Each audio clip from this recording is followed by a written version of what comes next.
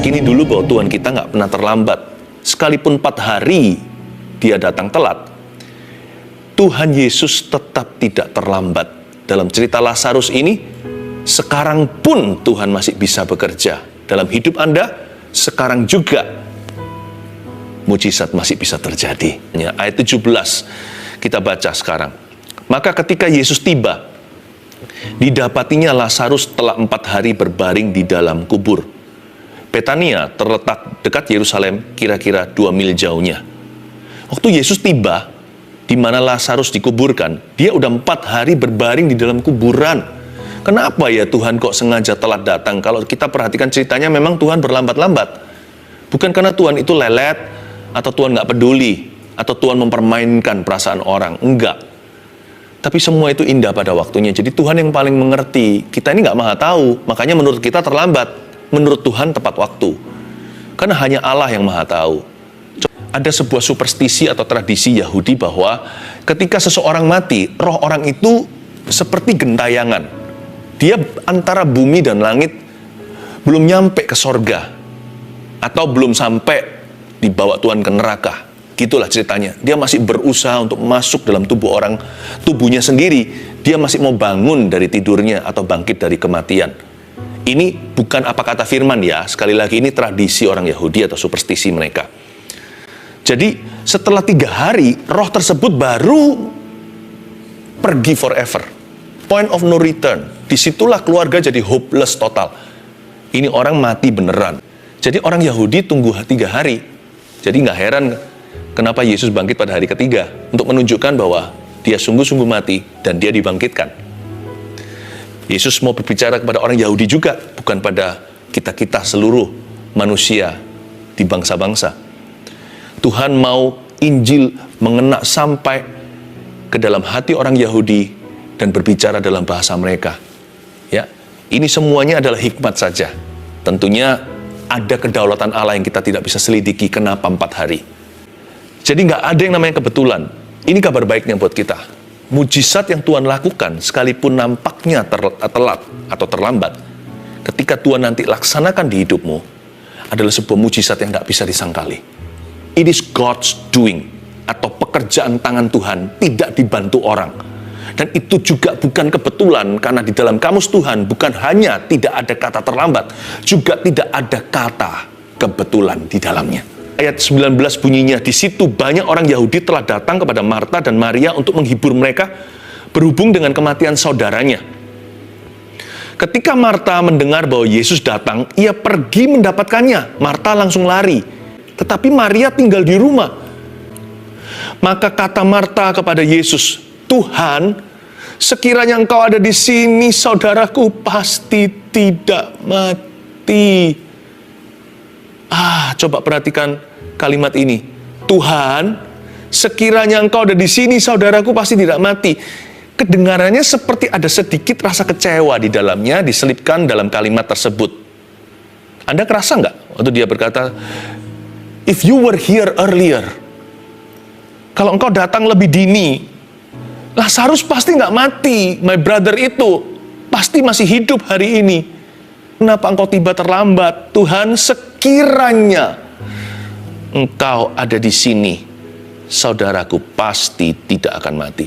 Memang dia nggak kepahitan atau Marta juga tidak berani kurang ajar terhadap Tuhan Yesus. Dia dengan hormat sih, karena itu kan kemurahan, bukan haknya dia. Dia ngerti. Dia hanya mengandai-andai. Sebenarnya, tahu nggak? Ada banyak sekali kesedihan dan stres dalam hidup kita itu bukan berdasar fakta, tetapi berdasarkan imajinasi what if. Andaikan, sekiranya. Kata-kata itu nggak selesai-selesai, seperti kita itu menggali sumur. Orang yang selalu pola berpikirnya itu begitu, dia akan selalu minum dari sumur yang dia gali itu, sumur seandainya, sumur sekiranya itu, selalu dia akan minum air penyesalan. Selalu dia akan minum pahitnya sesal hati. Jangan gitu ya pola pikirnya ya. Look forward, look upward, lihat ke atas, lihat ke depan. Seandainya atau sekiranya itu tidak ada akhirnya atau tidak ada akhir kata. Seandainya dan sekiranya itu tidak ada tutup kalimatnya. Jadi jangan pernah Anda terpancing untuk berkutat di sana. Pikiran Anda terfokus ke situ, kepada imajinasi yang tidak kudus. Andaikan tahu gitu, sekiranya itu nggak ada akhirnya. Nanti minum air kepahitan lagi, kepahitan sama Tuhan, kepahitan sama diri sendiri, kepahitan sama orang lain. Karena kita yang berpikiran demikian, selalu imannya pupus, pengharapannya putus. Orang yang berpikir begitu tidak mungkin beriman pada Tuhan. Orang yang berpikir demikian, seandainya sekiranya orang seperti itu sudah tidak bisa lagi lihat apa yang Tuhan hendak lakukan. Karena dia menoleh ke belakang, lihat ke masa lalu. Dan yang dia harapkan adalah andaikan dia bisa ubah sesuatu di belakang situ. Orang begitu salah fokus, gagal fokusnya, bukan lagi pada Tuhan dan pada firman. Orang seperti itu mati janji. Jangan begitu ya, Tuhan sekiranya, itu percuma. Tetapi kalimat ini juga tidak menyinggung Yesus. Marta itu hanya menjadi seorang yang sangat manusiawi. Dia berkata, Tuhan kalau engkau ada di sini, itu pengertiannya sendiri, dia pasti tidak akan mati. Tahukah Marta?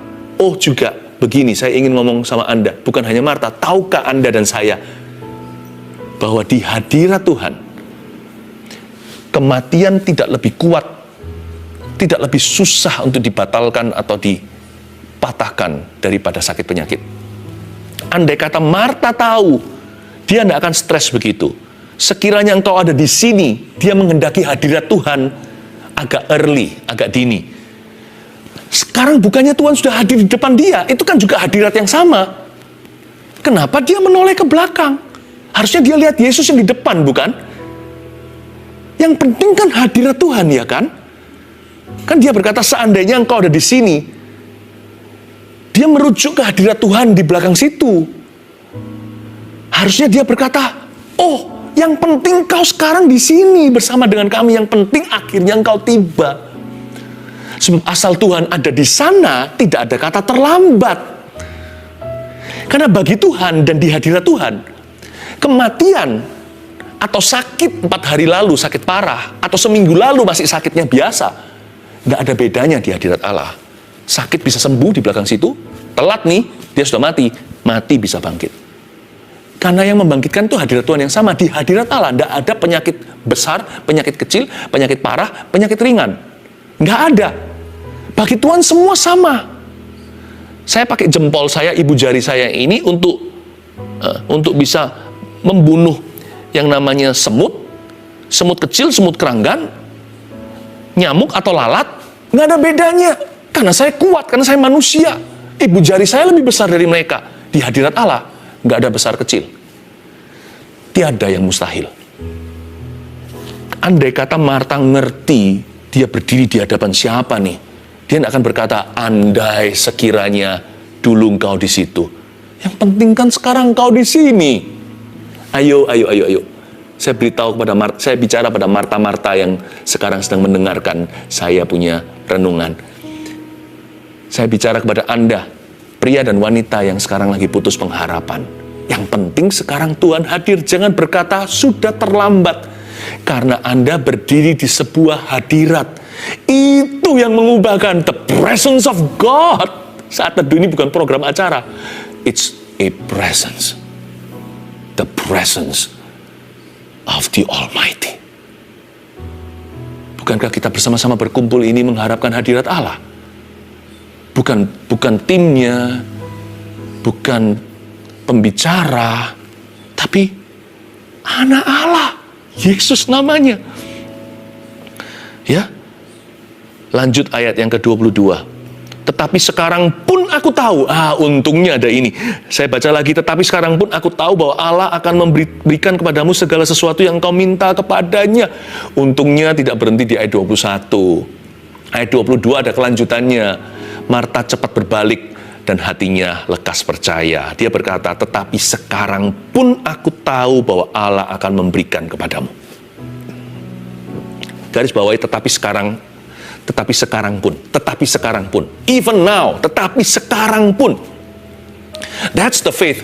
Hari itu, saat itu juga, detik itu, Marta mendemonstrasikan iman pada Tuhan. Dia berkata, meskipun demikian, I choose to trust you. Aku memilih untuk tetap percaya kepadamu. Disitulah permulaan miracle atau mujizat yang akan segera terjadi. Marta ini luar biasa. Seringkali digambarkan dalam Alkitab dia hanya sibuk kerja. Ternyata Marta punya iman, cikal bakal kemuliaan Allah dinyatakan dalam keluarganya lewat kebangkitan saudaranya. Marta berkata, tetapi sekarang pun aku tahu Tuhan agak telat nih, terlambat menurut pemikiranku, karena waktu itu Marta nggak ngerti kalau Yesus sanggup lakukan itu. Jadi Marta berkata, tetapi sekarang pun ya, even now, sekarang pun, imannya nggak gede. Dia nggak berkata sekarang pun Lazarus akan bangkit, dia nggak berkata demikian. Dia hanya berkata, tetapi sekarang pun somehow miracle will still happen. Mujizat pasti masih akan terjadi.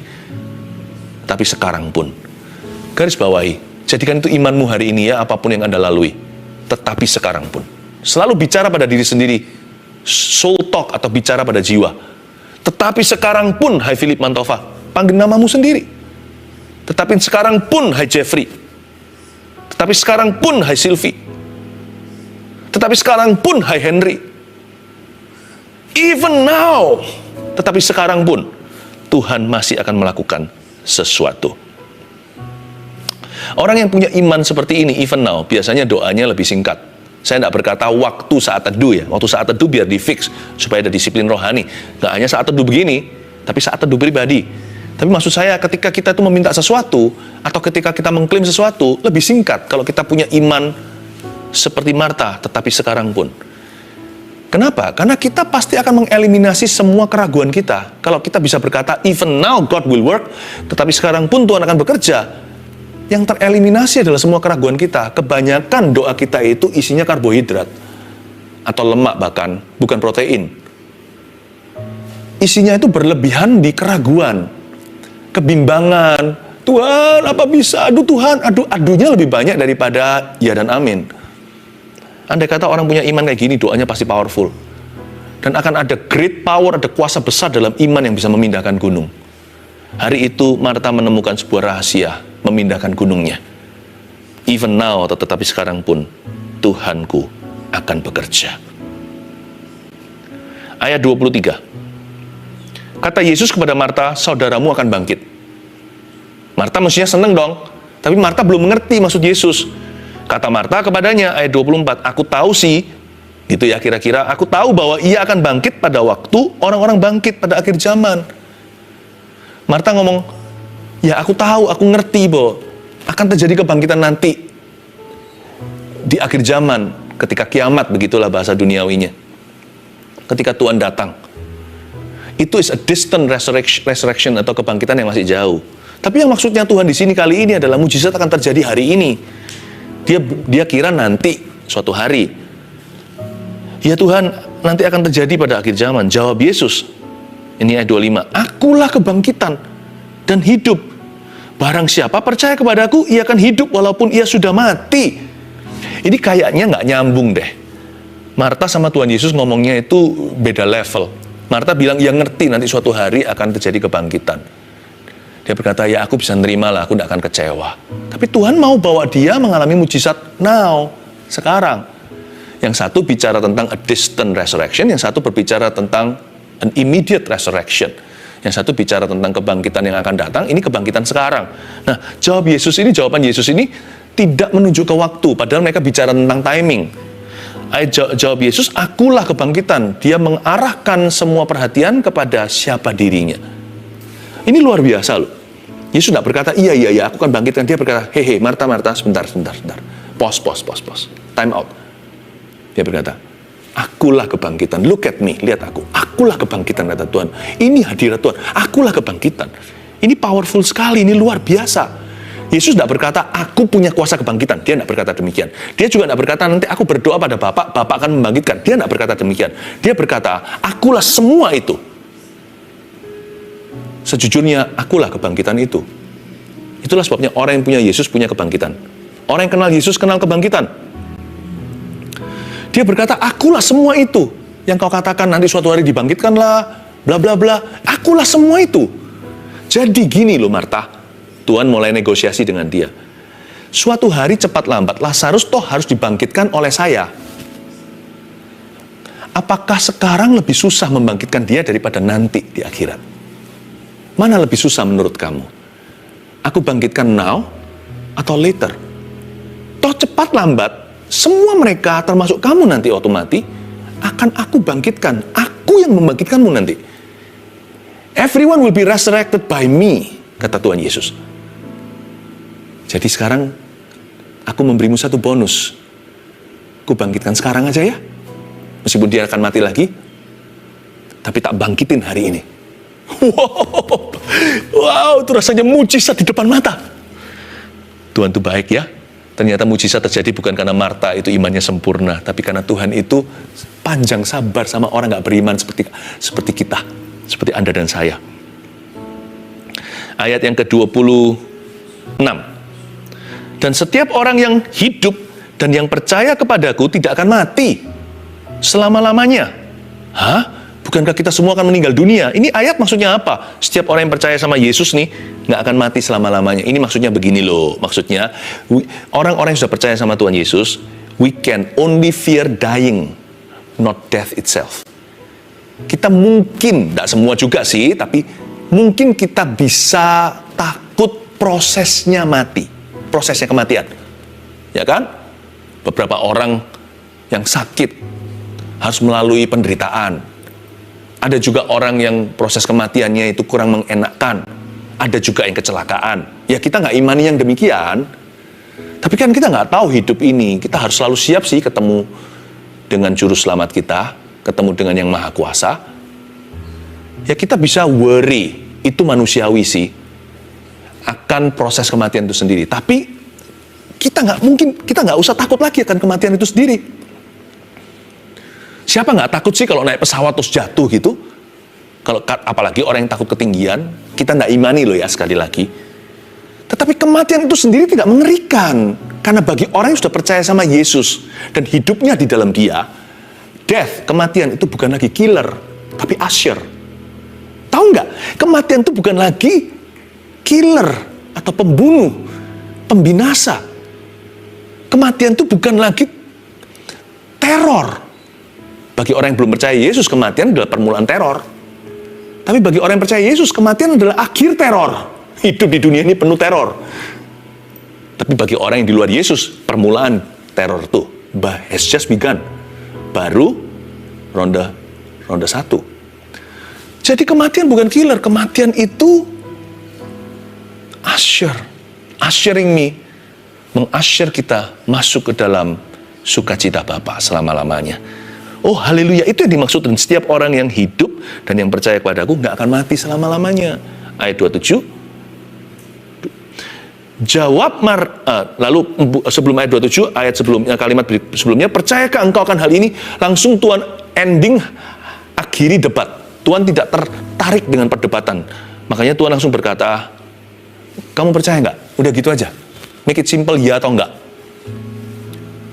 Tuhan tidak membutuhkan imannya Marta, tetapi Tuhan sedang mengajak dia untuk kerjasama supaya dia bagian dari cerita kemuliaan Allah, bukan dari cerita orang yang nggak percaya lalu Tuhan buktikan salah. Karena itu Tuhan terakhir berkata begini dari hati kasih, percayakah engkau akan hal ini? Mengakhiri segala debat. Marta, ada banyak hal nggak bisa masuk rasiomu, bukan berarti tidak pakai akal budi loh ya. Satu titik kita harus berkata, I believe, even though I don't see. Sekalipun aku nggak melihatnya, aku percaya. Dan puji Tuhan, endingnya bagus. Ayat 28, 27 bunyinya begini. Jawab Marta, untungnya, ya Tuhan, aku percaya. Ya Tuhan, aku percaya. Itulah resepinya kemuliaan Allah. Bahwa engkaulah Mesias anak Allah, dia yang akan datang ke dalam dunia. Lalu tak lama kemudian, bangkitlah Koko atau adiknya si Lazarus itu. 3 poin sederhana saya berikan kepada Anda. Dari rangkuman yang kita bahas ayat per ayat, Tuhan gak pernah terlambat. Oleh karena itu ini aplikasinya. 1, hati jangan lekas kecewa. Katakan pada dirimu sendiri, siapa tahu mujizat masih akan terjadi. Siapa tahu sebentar lagi. Jadi jangan lekas-lekas kecewa. Hati itu jangan gampang berkata, aku kecewa sama Tuhan. Karena Tuhan kita tidak pernah terlambat, sekalipun dia datang telat, sekalipun dia kelihatannya terlambat. Tapi Tuhan tuh ngerti. Dia tahu tradisi, dia tahu superstisi, dia ngerti seluk-beluk hati, dia tahu apa yang terbaik bagi Anda dan saya. Dia nggak hanya memberi kita secara fisik, dia memperhatikan nilai iman kita. Yang pasti Allah kita tidak pernah terlambat, jadi hatimu jangan lekas kecewa. 2, iman jangan mudah goyah. Pengakuan imanmu itu jangan dilepaskan, terus diakui di mulutmu, terus diyakini di hati. Sebab dengan hati kau percaya, dengan mulut kau mengaku. Jangan lepas. Sebentar berkata, I believe in you, ya Tuhan, aku percaya. Lalu kemudian berkata, aku percaya dapat apa? Mana Tuhan, kok nggak dengar doa? Jangan diubah, jangan pelin-pelan di lidah. Iman itu jangan mudah goyah. Tapi Pastor Philip, kalau kita iman ini nggak terjadi gimana? Oke, saya kasih resep ininya ya, backupnya ya. Ini pun bukan backup iman sih. Ini evolusi iman. Jikalau nggak terjadi mujizat itu bagaimana? Anda ingat surat Paulus nggak? Dia berkata bagaimana? Dia berkata begini, maka tertinggallah ketiga hal ini. Iman, pengharapan, dan kasih. Persis itu kronologinya. Maka tinggal ketiga hal ini. 1 Korintus 13 tepatnya. Iman, pengharapan, dan kasih. Dan yang terbesar diantaranya ialah kasih. Oke, saya ajak kita matematika. Evolusi iman seperti apa? Jikalau iman kita itu nggak goyah, tapi nggak terjadi yang kita imani, biasanya kita downgrade, seolah-olah downgrade nih. Kita silang iman, tinggal pengharapan. Kita berharap ya, semoga Tuhan menggantikan, atau semoga Tuhan masih kabulkan. Iya kan? Tapi kalau masuk surga jangan semoga-semoga, itu kepastian. Keselamatan itu blessed assurance, atau keyakinan. Saya bicara tentang janji-janji yang sementara, yang sifatnya di dunia ini, flesh and blood, darah dan daging. Kalau iman jatuh satu level, itu ke pengharapan. Lalu jatuh satu level lagi, pengharapan kita nggak terjadi nih. Biasanya akan jatuh di level terendah. Itulah bottom rock, atau itulah batu karangnya. Kasih tanpa syarat. Malahan Paulus berkata yang terbesar malahan kasih itu. Iman mujizat, pengharapan mengharapkan. Semoga masih bisa terjadi. Kasih. Kita bisa berkata Tuhan memberi, Tuhan mengambil, terpujilah nama Tuhan. Itu karena kasih Tuhan dalam diri kita yang tak putus-putusnya. Jadi sebenarnya jangan takut. Kalau beriman, ngejos saja. Saya kalau beriman 100%. Saya kalau doain orang sakit, saya 100%. Sembuh nggak sembuh, saya bukan Tuhan. Tapi kalau saya beriman 100%. Tidak 99 loh ya. Kalau orang itu sakit tambah parah, nggak usah diimani, pasti lebih parah. Kalau masalah rumah tangga yang berantakan kita biarkan juga pasti akan semakin kronis, semakin toksik. Ngapain saya berdoa kalau saya nggak beriman? Biarin aja. Itu bukanlah, syukur tidak mengubah keadaan. Syukur mengubah Anda yang bersyukur di dalamnya.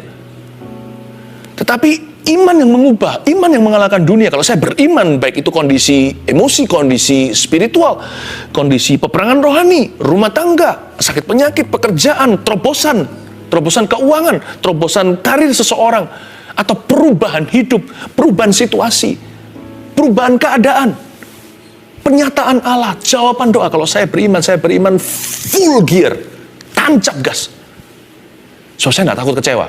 Kalau iman saya itu murni dari firman, saya di downgrade pun masih ke pengharapan. Di downgrade lagi saya masih punya kasih. Saya tidak akan pernah kecewa sama Tuhan. Kasih itu tidak bisa kecewa. Jangan begini, takut beriman. Kenapa? Nanti kalau nggak kejadian gimana? Itu orang WO atau kalah sebelum pertempuran. Itu orang yang keluar dari gelanggang pertandingan. Belum lap pertama. Belum kita putaran ke-1. Sudah berkata, ya sudah daripada kalah, mendingan nggak resiko. Daripada kalah, mendingan gua pasti nggak menang. Lebih bisa nerima. Kayak seperti itu, nanti lama-lama kita jadi pecundang. Iman jangan mudah goyah. Tancap gas. Let's believe in miracles today. Sekalipun orang mau bilang, mujizat-mujizat yang dicari, terserah mereka. Terserah. Karena orang-orang itu tidak akan jadi solusi buat sesamanya. Kita yang percaya jadi solusi. Meskipun ujungnya bukan manipulasi, ujungnya adalah kasih. Kalau enggak pun gimana? Saya tetap akan percaya. Seperti Habil, darahnya dari tanah itu berseru dengan iman, Mendingan saya mati, tetap beriman, dan sekalipun tidak melihat apa yang saya imani terjadi, saya pulang ke surga membawa iman. Imanku tidak akan tercuri. Terjadi atau tidak terjadi apa yang kuimani, aku tetap akan beriman. Karena imanku pada firman Tuhan. Tuhan berkata, Dia Yehova Rafa, I believe in healing. Saya percaya dalam kesembuhan. Tuhan berkata, Yehova Jireh, Allah yang menyediakan atau Allah yang mengadakan, saya percaya kepada pemeliharaannya. Saya percaya satu persatu. Dan kalau Tuhan berkata, aku adalah Allah yang kudus, kudus-kuduslah hidupmu dan hidupku. Jagalah kekudusan. Yang terakhir, kalau hati jangan lekas kecewa. 2, iman jangan mudah goyah, karena Tuhan tidak pernah terlambat. Yang ketiga, ini pewahyuan umumnya buat kita. Mujizat masih terjadi, my brother and sister. Ini yang membuat hidup itu bergairah. Miracle still happen. Yes, even now. Yes, even now. Mujizat masih terjadi. Termasuk sekarang pun Tuhan masih bekerja. Dan saya percaya hari ini adalah hari yang Tuhan tentukan untuk Anda mengalami sebuah mujizatnya. Marilah kita bersyukur dan bergembira di dalamnya.